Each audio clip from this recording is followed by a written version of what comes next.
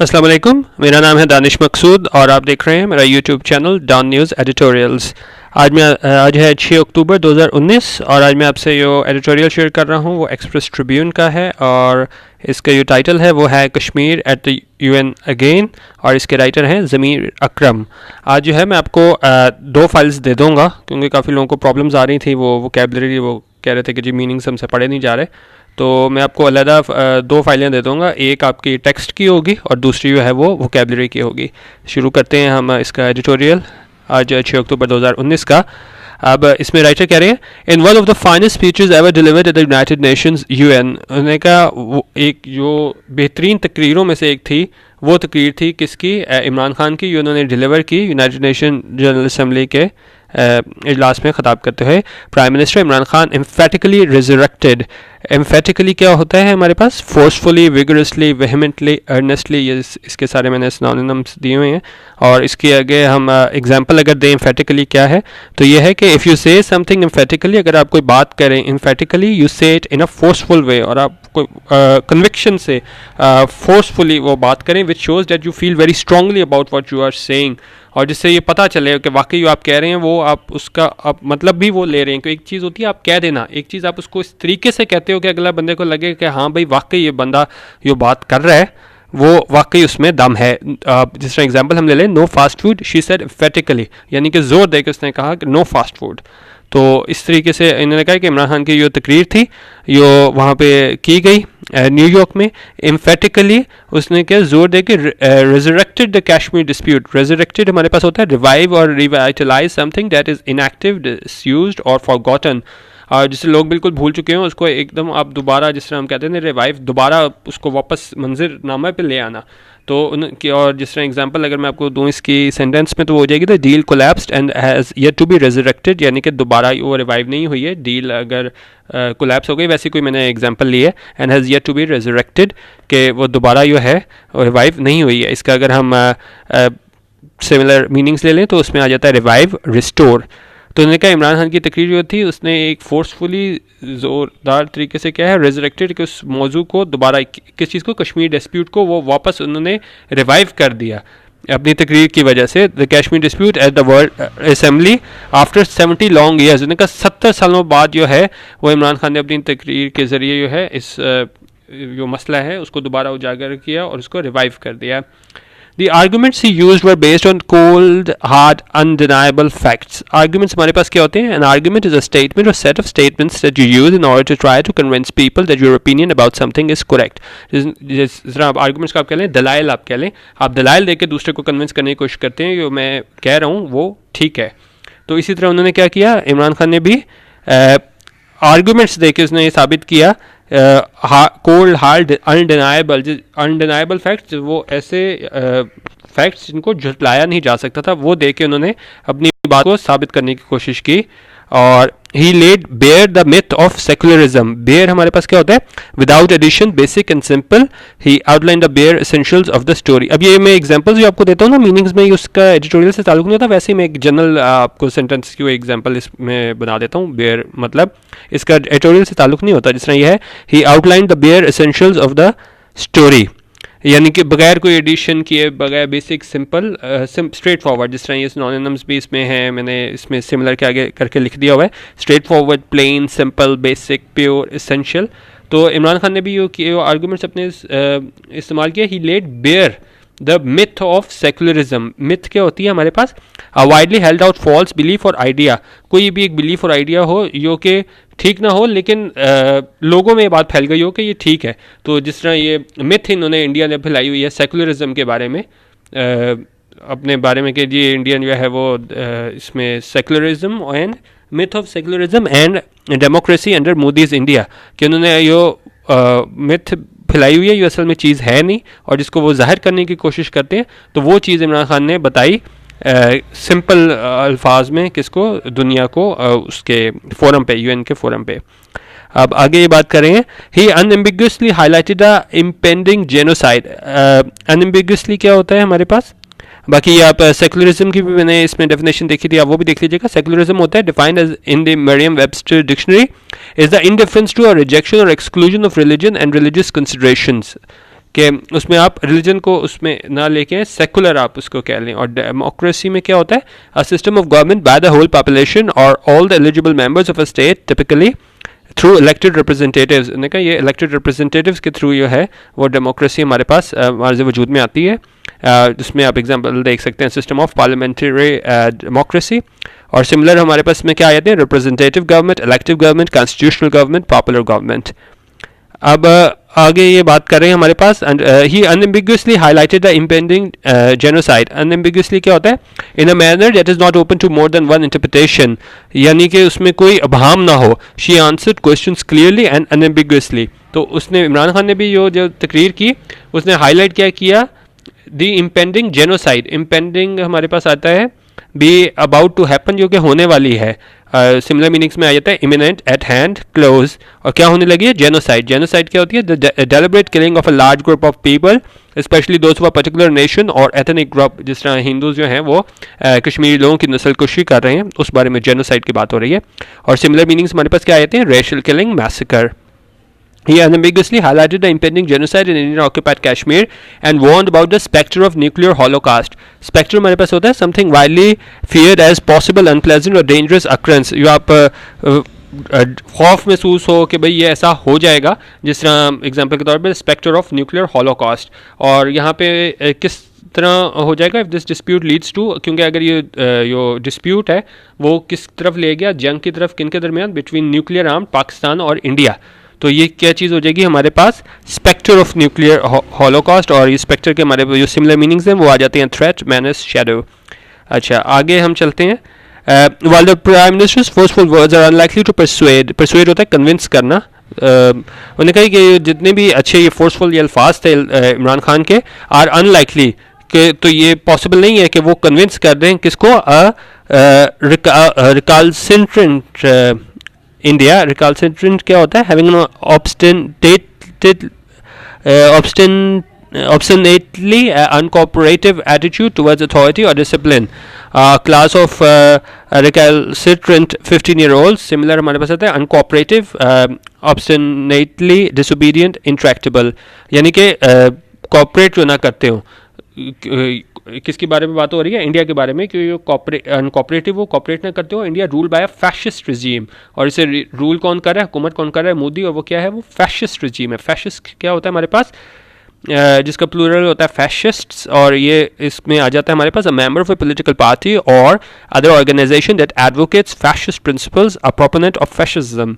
Fascism भी हम देख लेते हैं क्या है, उन्होंने कहा जो विचार करता है किसका, फैशिज्म का। फैशिज्म हमारे पास क्या होता है, ये विकीपीडिया से मैंने लिया, is a form of far right authoritarian ultra nationalism characterized by dictatorial power, forcible suppression of opposition, and strong regimentation of society of the economy, which came to prominence in early 20th century Europe. The first fascist movements emerged in Italy during World War I before spreading to other European countries. Opposed to liberalism, Marxism, and anarchism, fascism is placed on the far right within the traditional left-right spectrum. तो ये मोदी के बारे में बात करें कि fascist है, कि मतलब कि जिस तरह ये हिंदू को वो लेके आते थे आगे कि यही ज़्यादा सुपीरियर है, और बाकी उस सिलसिले में वो जो दूसरी जितनी भी हमारे पास, सिर्फ मुसलमान नहीं, सिर्फ दूसरी जितने भी दूसरी माइनॉरिटीज़ वगैरह थे, तो उनको ही अपने से नीचे समझते। तो ये कह रहे हैं कि ये रूल कर रहे थे वो कौन था, वो फैशिस्ट रजीम थी। To resolve the dispute through dialogue, और उन्होंने कहा ये अनलाइकली है कि वो आप वो जो मोदी रजीम है हमारे, वो क्या करे, इस मसले को हल करे किसके ज़रिए, थ्रू डायलॉग, बातचीत के ज़रिए हल करे। The fact remains that Kashmir is now once again front and centre on the UN agenda and India can not afford to ignore it. उन्होंने कहा लेकिन बात यह है कि ठीक है, इस तरह ये फ़ौरन हल नहीं हो जाएगा, लेकिन अब इससे क्या हुआ है, कश्मीर का जो मसला है वो एक दफ़ा सामने आ गया, जो बिल्कुल 70 साल से पीछे छुपा हुआ था, वो सामने आ गया और सेंटर पे आ गया, किस पे, यूएन एजेंडा के। And India can not afford to ignore it, और इंडिया जो है इसको इग्नोर नहीं कर सकता। अब आगे हमारे पास है, ironically it was India that brought the Kashmir dispute for resolution to the UN in 1948। उन्होंने कहा 1948 में जो है वो इंडिया लेके गया था कश्मीर का मसला, इसमें किसके लिए, करारदाद के लिए, कहाँ पे, यूएन में, कब, 1948 में। One of the first issues to be considered by the world body after its creation. उनका वो पहला इशू था जो कि इस पर गौर किया गया, कब, जब ये बॉडी बनी थी आफ्टर इट्स क्रिएशन। तो ये पहला ये मसला था 1948 में, बड़ा मसला, जिसको इंडिया यूएन में लेके गया था कि इसके बारे में करारदाद लाई जाए। The Indian objective was to put Pakistan in the dock.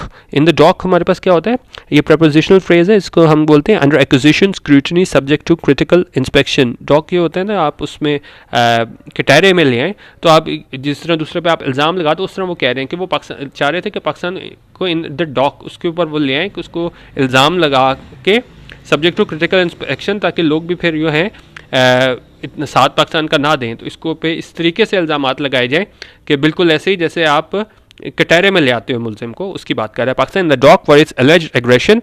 और ये कहना कि aggression in Kashmir and seek the international community's endorsement, के इंटरनेशनल कम्युनिटी की जो है वो इंडोर्समेंट हासिल कर ले कि वाकई जो है पाकिस्तान मुलव्विस है कश्मीर में, वहाँ पे किसमें terrorist activities में for the fraudulent instrument of accession it claimed to have और इसमें क्या है, इन्होंने fraudulent instrument of accession जो claim क्या किया था इंडिया ने from the Maharaja of Kashmir, a document that India has never been able to produce। उन्होंने कहा जिसकी बुनियाद पे ये कहते हैं कि जी कश्मीर हमारे पास आ गया, वो डॉक्यूमेंट अभी तक जो है वो प्रोड्यूस नहीं कर पाए हैं जो जिसकी जो है वो स्क्रूटनी की जा सके। But then as now with prime minister Imran Khan speech Pakistan cases was forcibly and convincingly argued by the then foreign minister.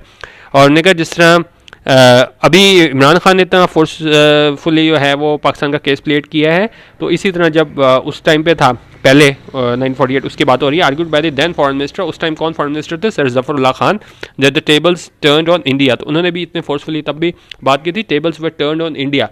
Tables were turned ये होता है कि अगर आप बिल्कुल हार रहे हो और दूसरा बंदा जो है when the tables are turned the situation has changed giving the advantage to the party who had previously been at disadvantage।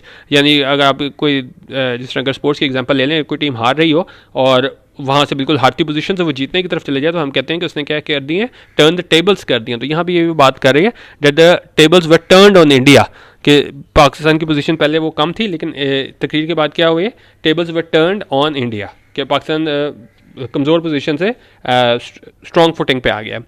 The Security Council, after extensive debates, called for a plebiscite enabling the Kashmiri people to exercise their right of self-determination so as to decide their own future. This right was reaffirmed by the UN in 11 subsequent resolutions. A plebiscite हमारे पास क्या होता है? The direct vote of all the members of an electorate on an important public question such as a change in the constitution. The administration will hold a plebiscite for the approval of constitutional reform. Similar हमारे पास क्या आता है? Vote, referendum, ballot. तो एक कोई भी आपका वो हो रेफरेंडम कराना, वोटिंग के ज़रिए कोई भी आप मसला वगैरह हो जाए, जिस तरह आपने यूके में ब्रेक्सिट के उस पर देखा था, तो कोई भी मसला जिस पे हो तो उस पर आप क्या करवा लें, डायरेक्ट वोटिंग करवा लें, तो उसमें हम कहते हैं कि प्लेबिसाइट। और उसमें क्या सिक्योरिटी काउंसिल ने क्या कहा था कि प्लेबिसाइट कराया जाए ताकि कश्मीरी लोगों को उनका जो है वो हक खुद इरादियत दिया जाए और ताकि वो अपना खुद मुस्तकबिल तय कर सकें। The right was reaffirmed by the UN in 11 subsequent resolutions. और यही राइट जो है यूएन की बाद में जो 11 सब्सिक्वेंट बाद में आने वाली 11 करारदादें हैं उसमें ये बात की गई थी, लेकिन अभी तक उनको इनका जो हक है वो नहीं दिया गया।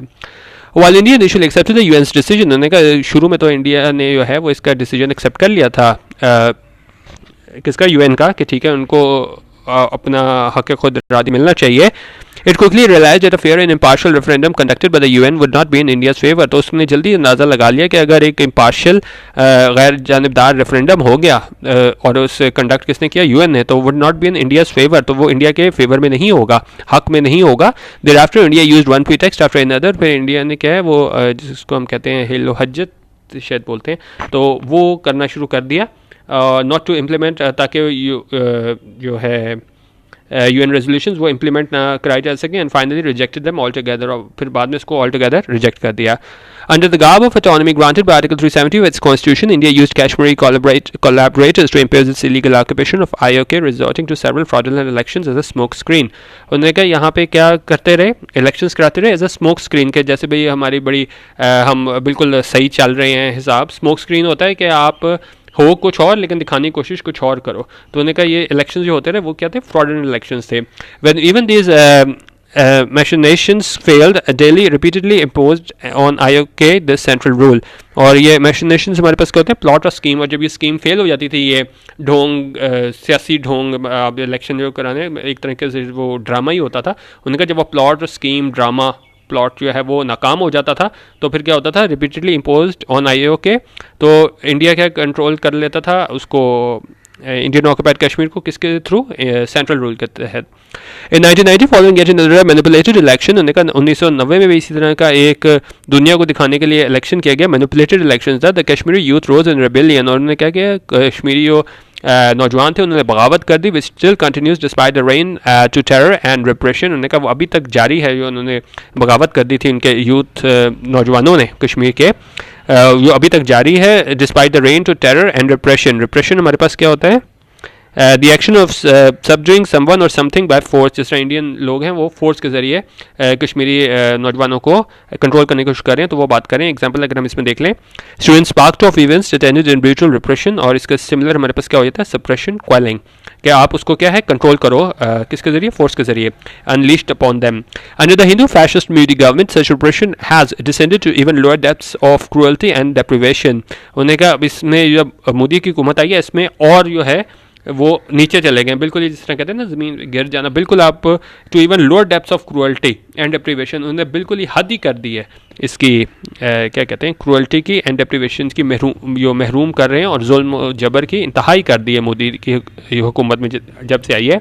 But this has only increase level intensity of the Kashmiri freedom struggle. उन्होंने कहा जितना उन्होंने जुल्म में इजाफा किया है मोदी के इसमें दौरे हुकूमत में, तो उसी तरह जो है वो इंक्रीज़ हो गया, बढ़ गया लेवल इंटेंसिटी किसकी, कश्मीरी फ्रीडम स्ट्रगल की भी, कि आज़ादी की जंग की भी उनके में जो है वो ज़्यादा जज्बा आ गया है। Now with complete lockdown in IOK for more than 60 days, उन्होंने कहा अब जबकि कंप्लीट लॉकडाउन है, कर्फ्यू है, कितने दिन से, 60 दिन से कश्मीर में, imprisonment of more than 5000 people, और 5000 लोगों को ये गिरफ्तार कर लिया गया। उसमें ज़्यादातर जो है वो यूथ शामिल है, मेनली द यंग, जिसमें ज़्यादातर जवान लोग शामिल हैं। Use of extra judicial executions, उसमें क्या है, बगैर एक्स्ट्रा जुडिशल होते हैं कि आप बगैर किसी को इंसाफ दिए बगैर अगर आप किसी को एग्जीक्यूशंस को फांसी दे दो, आप उसको फेयर ट्रायल ना दो, तो उसकी बात हो रहा है। Use of extra judicial executions and rape as instrument of policy, और उसमें क्या है, रेप भी जिसमें शामिल है, इंस्ट्रूमेंट एज पॉलिसी के तहत वो ये काम करें, एक्स्ट्रा जुडिशल एग्जीक्यूशन, रेप और लोगों को उठा लेना, ख़ासतौर पर जो यंग लड़के हों। The alienation of the Kashmiris is complete and irreversible. उन्होंने कहा ये alienation जो बिल्कुल अलहदा यो कर रहे हैं Kashmiris is complete and irreversible even among the pro-Indian Kashmiri factions.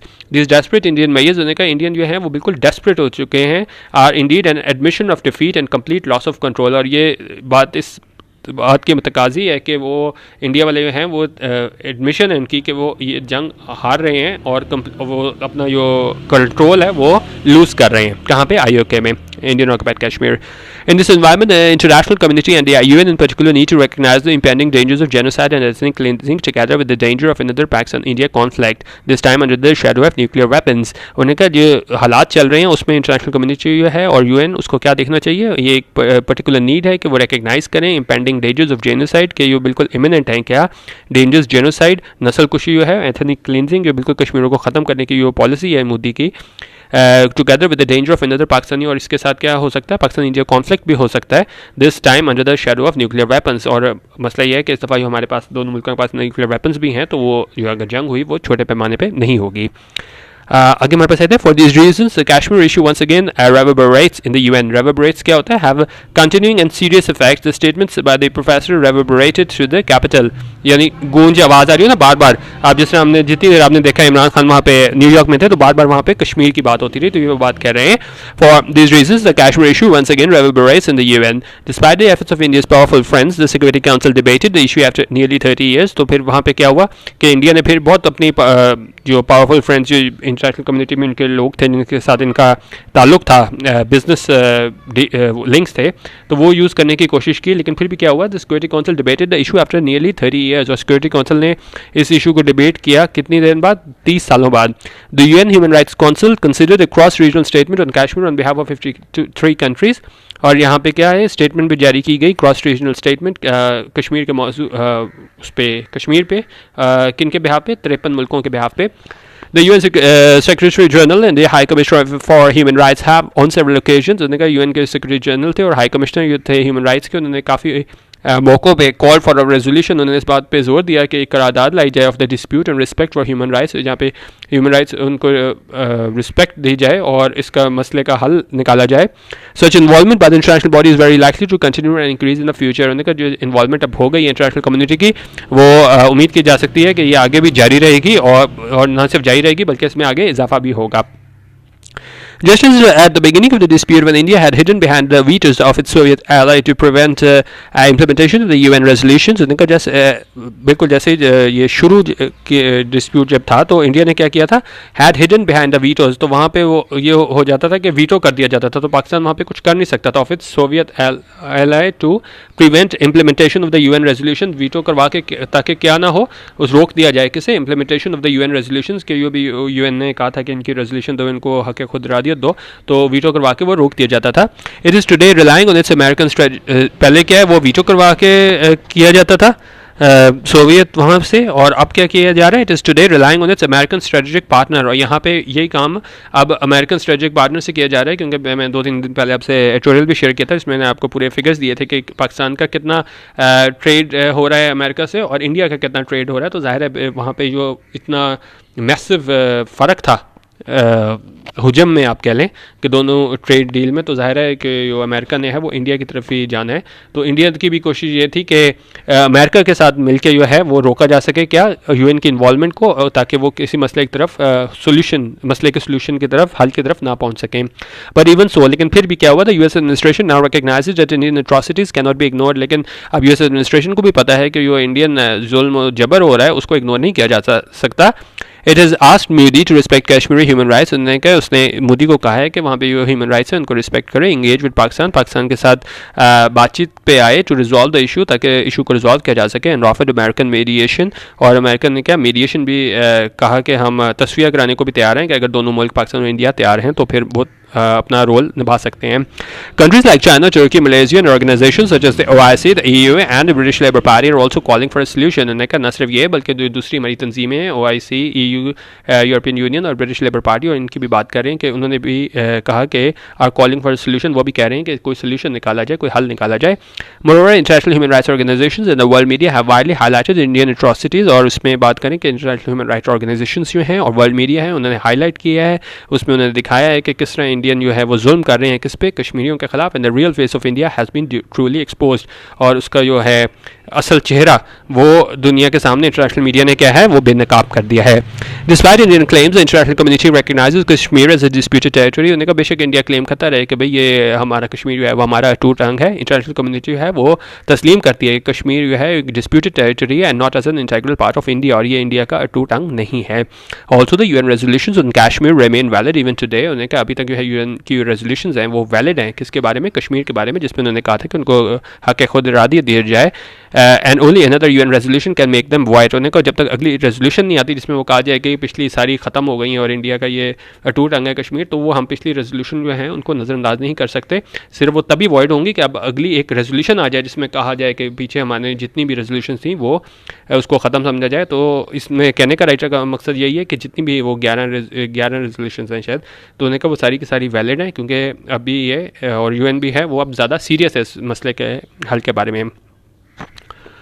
Similarly, Pakistan-India agreements like in Shimla and Lahore do not make these resolutions redundant. उन्होंने कहा इसी तरह जो पाकिस्तान और इंडिया के दरमियान एग्रीमेंट हुए थे कौन से, शिमला और लाहौर के, वो इस रेजोल्यूशंस को हैं वो redundant नहीं, मतलब नाकारा नहीं बना देते, because both these documents commit the two sides to respect their international obligations and decisions of the UN. क्योंकि ये दोनों एग्रीमेंट्स जो हैं वो ये कहते थे कि वो रिस्पेक्ट करें किसके, इंटरनेशनल ऑब्लिगेशंस और डिसीजंस जो हैं किसके, UN के. For more important today are the new ground realities. उन्होंने कहा जो ज़मीनी हक़ाइक़ हैं वो अब आजकल ज़्यादा इंपॉर्टेंट हैं. कश्मीर's reaction to Indian brutalities and repression can no longer be masked as terrorism. उन्होंने कहा कश्मीर जो रिएक्ट कर रहे हैं किसके मुकाबले में, जब इंडियन जो है वो उन पर जुल्म सितम के पहाड़ तोड़ रहे हैं, repression can no longer be mask as terrorism. तो उन्होंने कहा जो वो रिटेलिएट कर रहे हैं, वो जवाबी कार्रवाई कर रहे हैं, तो उसको हम टेररिज्म नहीं कह सकते. Having failed to intimidate the Kashmiris despite massive use of force. उन्होंने कहा वो उसकी जो तहरीक थी उसको दबाने में इवन ज़्यादा फोर्स इस्तेमाल करके भी वो तहरीक दबाने में नाकाम रहे हैं. India has no other option left. India के पास अब कोई चारा नहीं है now except a negotiated solution, कि वो कोई एक नेगोशिएटेड सोल्यूशन जो है उसकी तरफ आए in an environment of nuclear deterrence. उन्होंने कहा जो अब ज़ाहिर है उसमें न्यूक्लियर दोनों मुल्क हैं वो न्यूक्लियर कैपेबिलिटी रखते हैं, तो India can not either compel Pakistan to withdraw its support for the Kashmir cause. तो इंडिया जो है वो ये नहीं कह सकता कि अपनी सपोर्ट जो है वो पाकिस्तान ना करे, किसके बारे में, कश्मीरी कॉज के बारे में। The Kashmiri dispute therefore is once again in a live issue on the UN agenda. और उन्होंने कहा एक दफ़ा फिर ये आप इस तरह है कि ये इशू जो है वो जिंदा हो गया है, किस पे, यूएन एजेंडा पे। जब इसकी तकरीर के बाद बिल्कुल इसने जो है वो हाईलाइट कर दिया, लाइमलाइट पे ले आया इस इशू को। The prime ministers address is not only reminded the international organisations of its responsibility. उसने न सिर्फ जो है इमरान खान के खिताब ने उनको याद दिला दिया इंटरनेशनल ऑर्गेनाइजेशन को क्या कि उनकी जिम्मेदारी क्या है, but also of dangers of it fails to implement its own decisions. और ये भी बताया कि भाई अगर यूएन अपने ही जो इन्होंने रेजोल्यूशन बनाई थी कि उनको हक दिया दिया जाए, अगर उसको इम्प्लीमेंट कराने में नाकाम रह गया तो साथ ये भी बताया कि उसका नुकसानात क्या होंगे, खासतौर पर जब दोनों मुल्क हैं वो न्यूक्लियर कैपेबिलिटी रखते हैं। While this would not force India to implement the UN resolutions in the foreseeable future, उन्होंने कहा ये सारी बातों के बाद भी है इंडिया जो है वो मुश्किल है कि क्या करे, इम्प्लीमेंट करे UN resolutions in the foreseeable future होता है करीब में, फ्यूचर में, करीब में, बहुत सालों बाद जाके बाद में कुछ हो जाए, लेकिन करीब में, हम करीब के फ्यूचर की बात करें, फोर्सिएबल फ्यूचर, उसमें कोई इम्कान नज़र नहीं आता कि इंडिया जो है वो इम्प्लीमेंट करेगा UN की रेजोल्यूशंस को। द फैक्ट रिमेन्स डैट, लेकिन उन्होंने कहा हकीकत यही है, it can not afford to mislead international community. लेकिन अब मसला यह है कि अब इंडिया अफोर्ड नहीं कर सकता क्या मिसलीड करे इंटरनेशनल कम्युनिटी को any longer. Eventually, the ground realities of the Kashmir uprising and growing international demands for a solution will persuade India to seek a way out and agree to resolve this dispute. और उन्होंने कहा eventually, आखिरकार क्या India को ये मानना पड़ेगा कि जितना भी हमारे इंटरनेशनल डिमांड्स हैं कि सोल्यूशन निकाला जाए, और कन्विंस हो करें इंडिया को कि वो एक वे आउट निकालें और एग्री करें किस पे, ताकि इस मसले को हल किया जा सके। If not, the bleeding wound of Kashmir will continue to fester. Fester हमारे पास क्या होता है, ऑफ अ वुंड और सोर बिकम सेप्टिक। अब जख्म जो ख़राब हो जाता है उसकी बात हो रही है। उन्हें क्या अगर नहीं हुआ तो क्या ये ब्लीडिंग वुंड जो है, ज़ख्म जो है जिसमें खून बह रहा है, कश्मीर विल कंटिन्यू टू फेस्टर, उसमें क्या है वो ख़राब हो जाएगा। And in fact the entire Indian politic, और ये किसके लिए इन्फेक्शन फैला देगा, इंटायर इंडियन बॉडी पॉलिटिक हमारे पास होता है।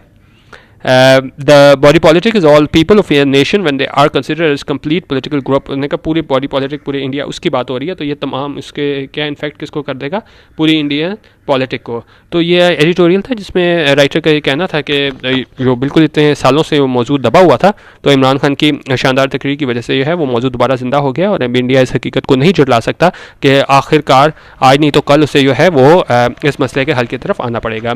ये था आज का एडिटोरियल। इसके अलावा आप यूट्यूब पे डॉन न्यूज़ एडिटोरियल्स को सर्च करके आप मेरे बाकी एडिटोरियल्स भी देख सकते हैं। तकरीबन इस वक्त 50 से ज़्यादा वीडियो हो चुकी हुई हैं, तो आप वो भी चेक कर सकते हैं। बाकी मैं इस एडिटोरियल की और वोकैबुलरी की दोनों फाइल जो हैं वो भी मैं आप लोगों से शेयर कर देता हूँ इसमें वीडियो की डिस्क्रिप्शन में। वीडियो देखने का बहुत शुक्रिया।